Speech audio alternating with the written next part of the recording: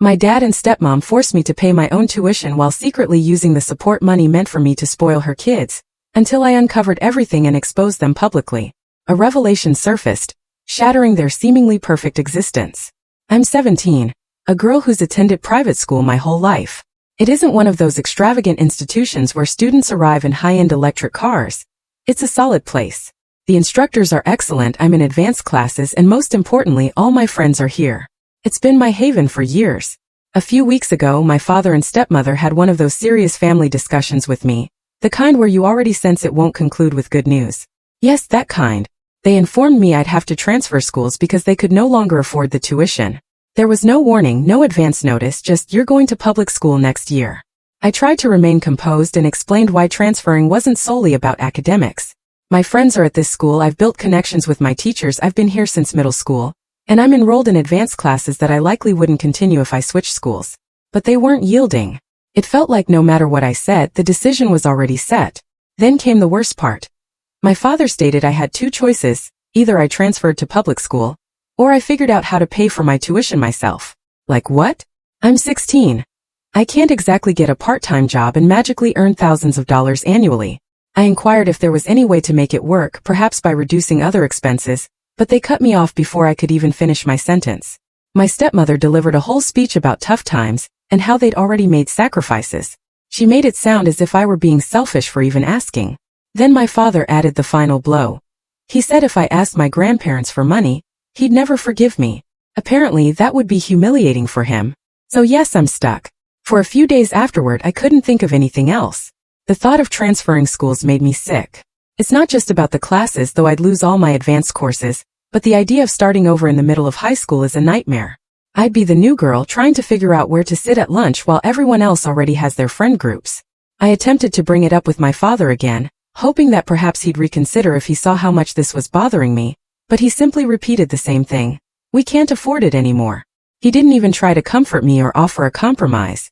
I felt utterly powerless. I couldn't afford tuition on my own, and I wasn't allowed to ask anyone else for help.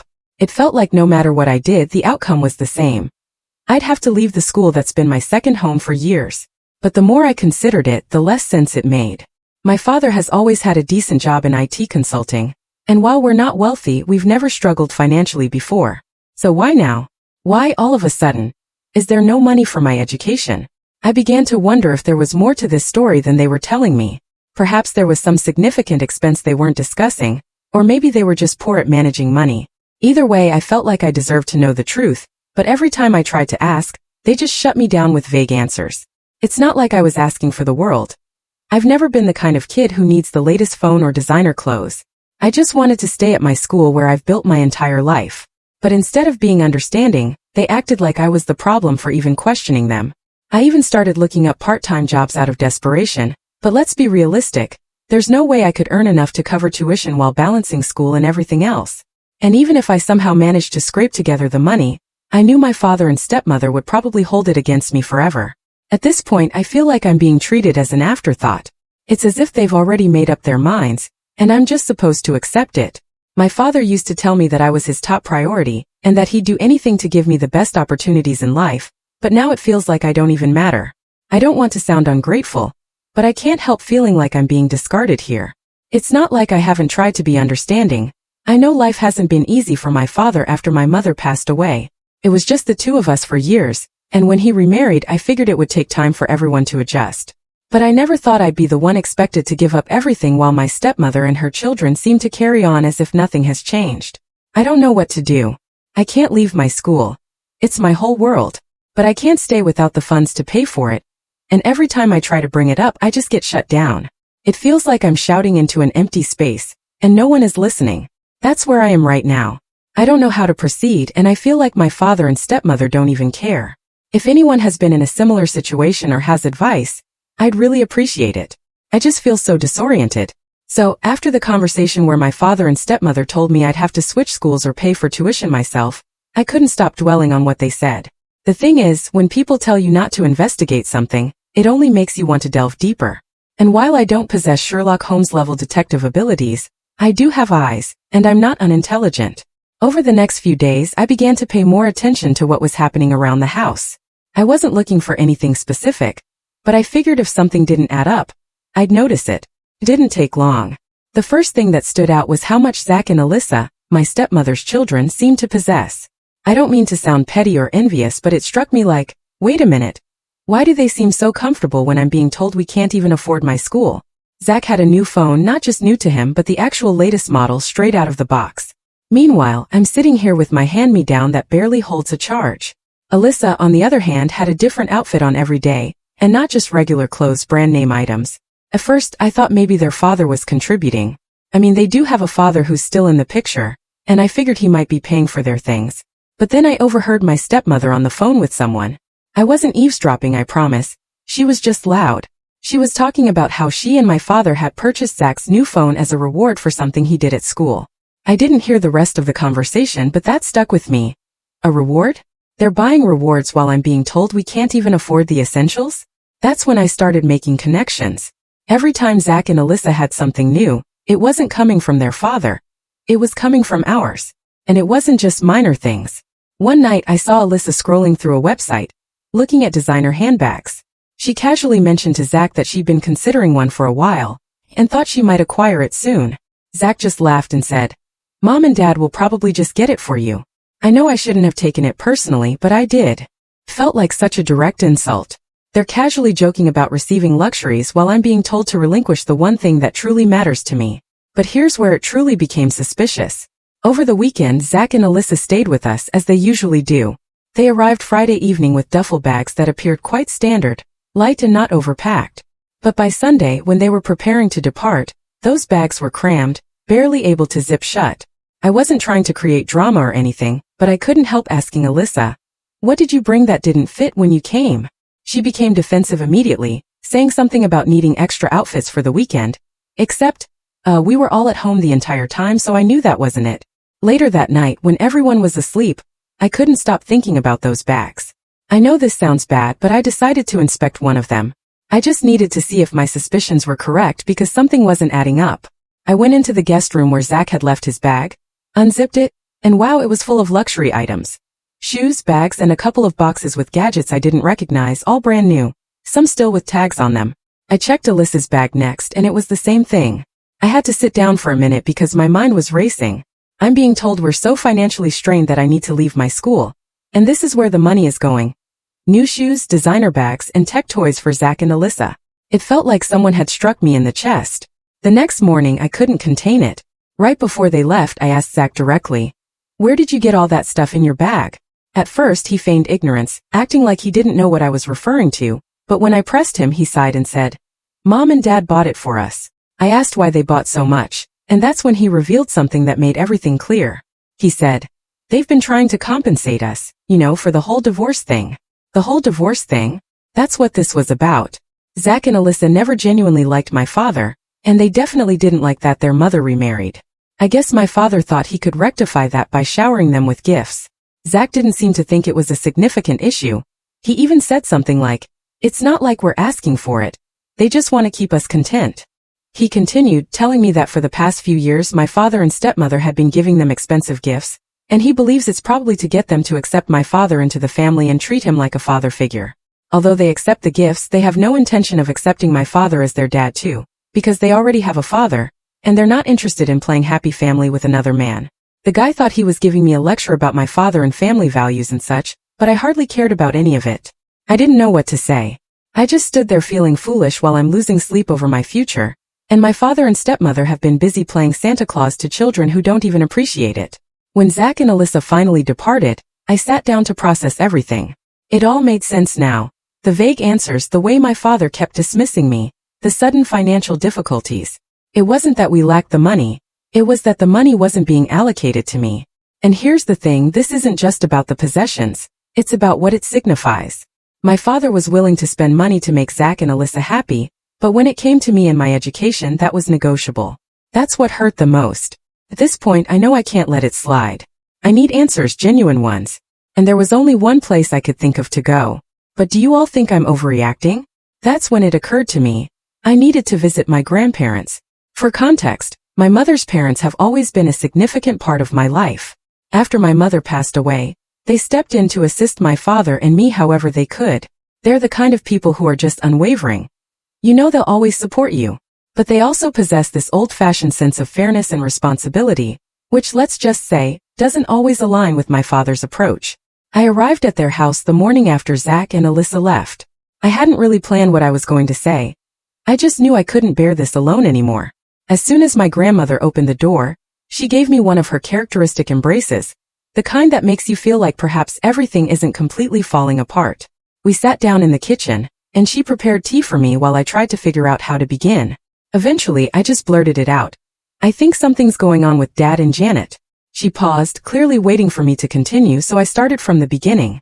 I told her about the whole "we can't afford your tuition" discussion, the ultimatum about switching schools, and how strangely my father had been acting since then. I explained how Zach and Alyssa seemed to be living their best lives, acquiring new gadgets and designer items, while I was being told to uproot my life and move to a new school. She didn't interrupt me once, which was unusual for her. When I finished, she simply said, "That doesn't sound right." That's when my grandfather walked in. He's not a man of many words, but he has a way of getting straight to the point. He asked me one question. "Do you think your dad is concealing something?" It felt like someone had just articulated aloud what I'd been too afraid to admit to myself. I nodded, and then the floodgates opened. I told them everything. About how Zach admitted they'd been receiving all this stuff as rewards, how I overheard Janet saying they'd bought Zach's new phone, and even how I'd secretly looked at Zach and Alyssa's bags and found all those luxury items. By the time I finished, my grandmother looked furious. My grandfather didn't say much, but his expression was enough to convey his displeasure. Then my grandmother dropped a bombshell I didn't see coming. "You know we've been sending your dad money, right?" I just stared at her, completely bewildered. "What do you mean?" She explained that ever since my mother passed away, they'd been assisting my father financially. At first, it was just to help him through a difficult period because he'd lost his job and was struggling to care for me on his own. But even after he got back on his feet, he asked if they could continue helping, just to ensure I'd have everything I needed. They agreed because, as my grandmother put it, "We wanted to make sure you had the best opportunities, especially after losing your mom." She said they'd been sending him a check every month, enough to cover things like my school, extracurriculars, and anything else I might need. I couldn't believe it. I asked her how much they'd been sending, and when she told me the amount, my jaw practically dropped. It was more than enough to cover my tuition and then some. That's when the pieces started fitting together. It didn't take long to figure it out. The fancy bags, the designer clothes, the new gadgets. Zach and Alyssa's entire lifestyle had been funded by money that was supposed to be for me. I felt like I'd been blindsided. I mean, I'd always known my father had a soft spot for Zach and Alyssa, but I never thought he'd go this far. It wasn't just favoritism, it was misappropriation. He was taking money that my grandparents had given him in good faith, money intended to help me, and using it to buy his stepchildren's affection. I must have looked as stunned as I felt because my grandmother reached across the table and took my hand. "Honey, this isn't your fault," she said, her voice softer now. "If your dad's been doing this, that's on him, not you." But I couldn't shake the guilt. I felt like maybe I should have noticed sooner or said something earlier. Perhaps if I'd been paying more attention, this wouldn't have gotten so out of control. My grandfather finally spoke up. "We're going to get to the bottom of this." I wasn't sure what he meant at first, but then my grandmother explained that they'd had a contract drawn up years ago when they agreed to keep sending my father money. It was a way to ensure everything was transparent. According to the contract, the money was supposed to go directly toward my upbringing, school, clothes, medical expenses, things like that. And any leftover funds were to be placed into a savings account for me to use when I turned 18. Hearing that made me feel a tiny bit better, but it also made me even angrier. My father had gone out of his way to create this agreement, to make it seem like he had my best interests at heart, and then completely disregarded it when it suited him. My grandparents asked if I'd noticed anything else that seemed off or suspicious, and that's when I remembered something. A couple of weeks ago, I'd seen my father writing in a notebook he usually keeps locked up in his office. I didn't think much of it at the time, but now I couldn't help wondering if it was related. My grandmother sighed, as if trying to restrain her frustration. "Well, if he's been keeping track of the money, that's a start," she said. "But it doesn't excuse what he's done." At this point, I was experiencing every emotion imaginable. Anger, betrayal, confusion, but most of all, I felt helpless. I didn't know what to do next, and honestly, I wasn't sure if there was anything I could do. That's when my grandfather stood up and said, "We're handling this, and I hope they truly take action." Yes, that's where things stand for now. Last time, I left off with my grandfather standing up and declaring, "We're handling this." Well, he wasn't joking. Things escalated quickly, and now it feels like the whole situation has exploded in my face. After my grandparents decided to act, they wasted no time. My grandfather contacted their lawyer the same day to review the contract they'd signed with my father. I wasn't in the room during that call, but the atmosphere was tense. My grandmother sat with me in the kitchen the whole time, attempting to keep things light by discussing random topics, but even she seemed preoccupied. Once my grandfather finished the call, he told us that the lawyer wanted to schedule a meeting immediately to examine everything. Apparently, there were clauses in the contract that explicitly outlined what my father could and couldn't do with the money, and if he violated any of them, my grandparents had the legal right to take action. I didn't know how to feel about any of it. On one hand, I was relieved that someone was finally taking this seriously, but on the other hand, I couldn't stop thinking about how bad this was going to become. This wasn't just a family disagreement anymore. It was evolving into a full-blown legal matter. The next couple of days were a blur. My grandparents were constantly on the phone with their lawyer, going over documents and strategizing their next moves. I mostly stayed out of it, but every time I entered the room, the tension was impossible to ignore. Finally, they decided to confront my father.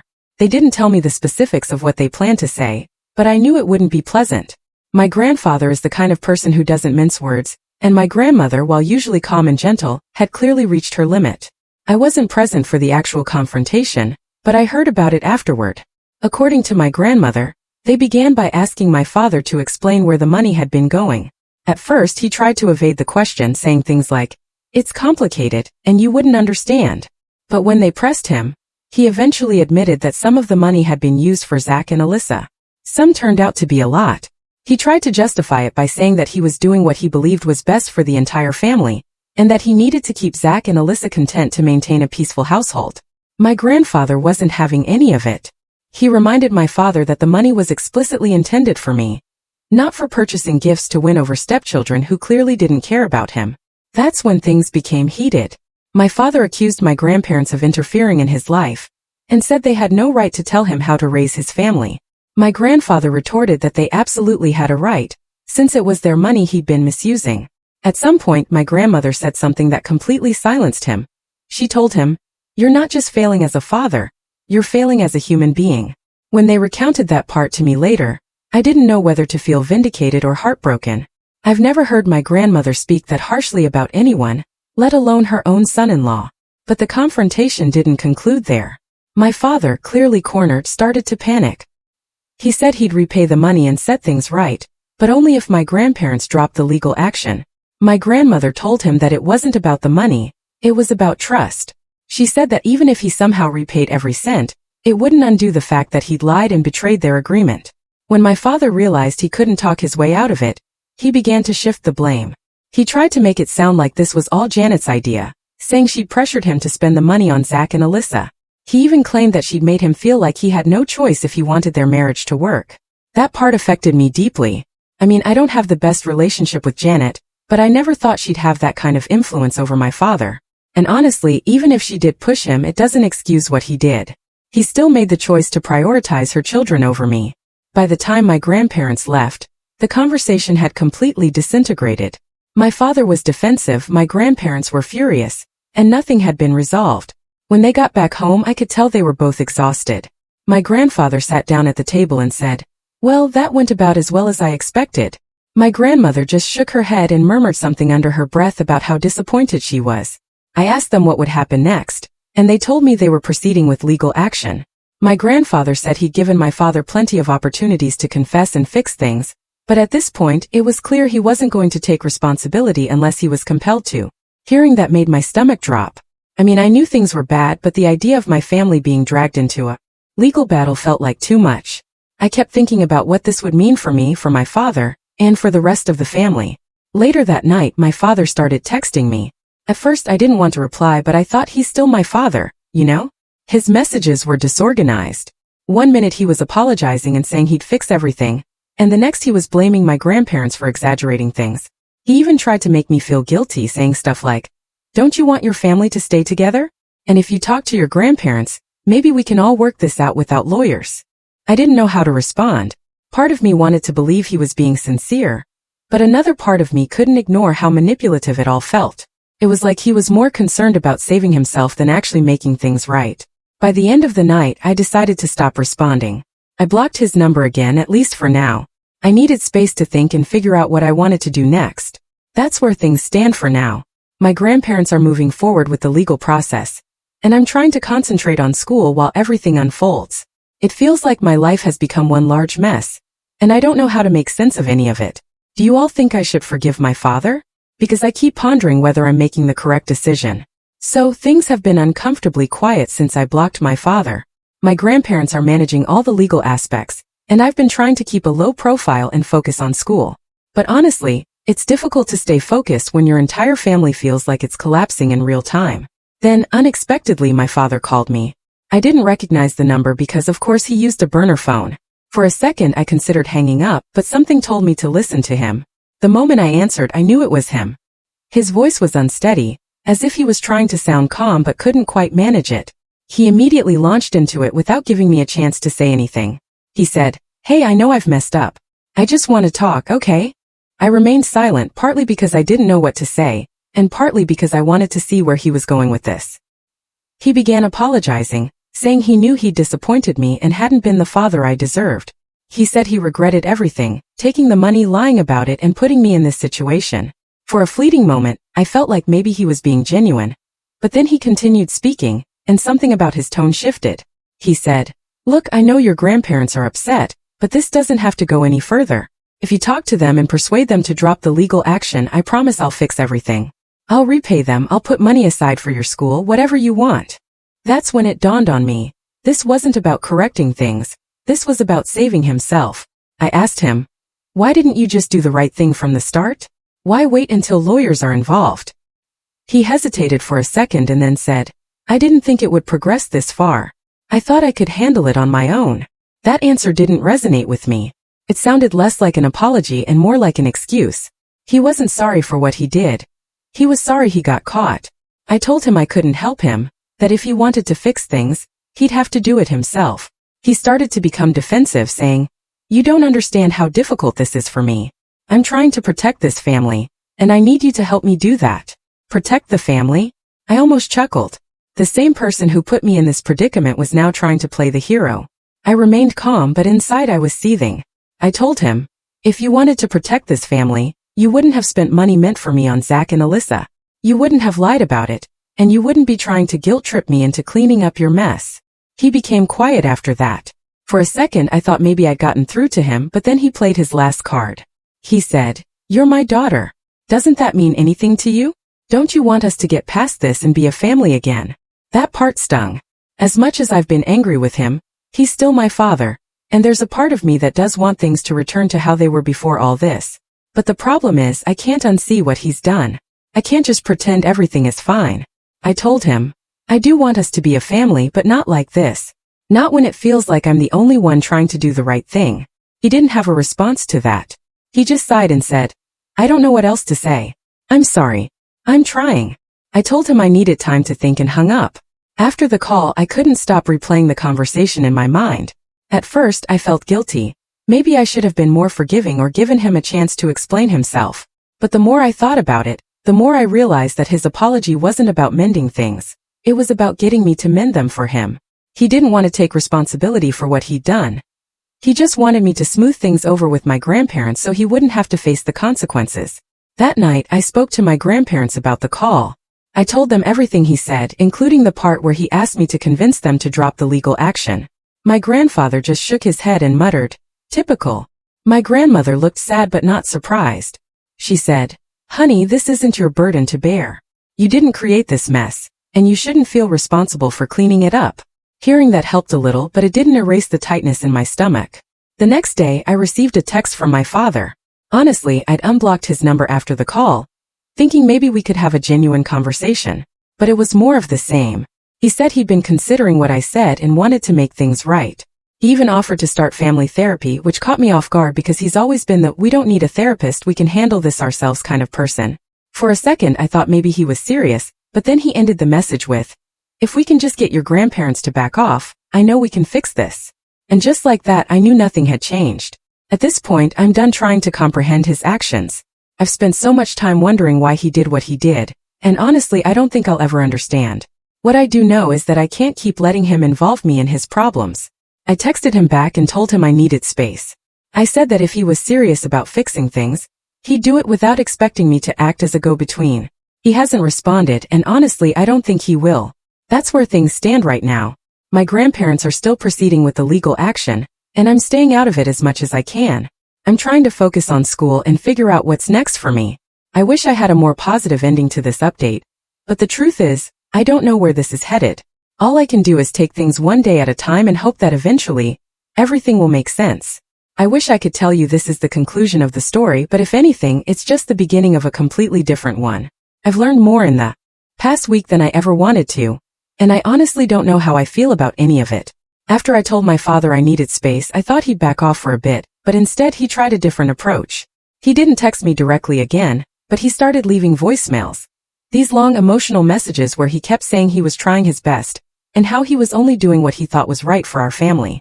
I didn't respond to any of them. My grandparents told me not to engage, especially since the legal proceedings were already underway. But it was difficult to ignore the nagging feeling that there was more to this than I understood. Then 2 days ago I received a call from my grandparents. They had just returned from another meeting with their lawyer, and they wanted to discuss something important with me.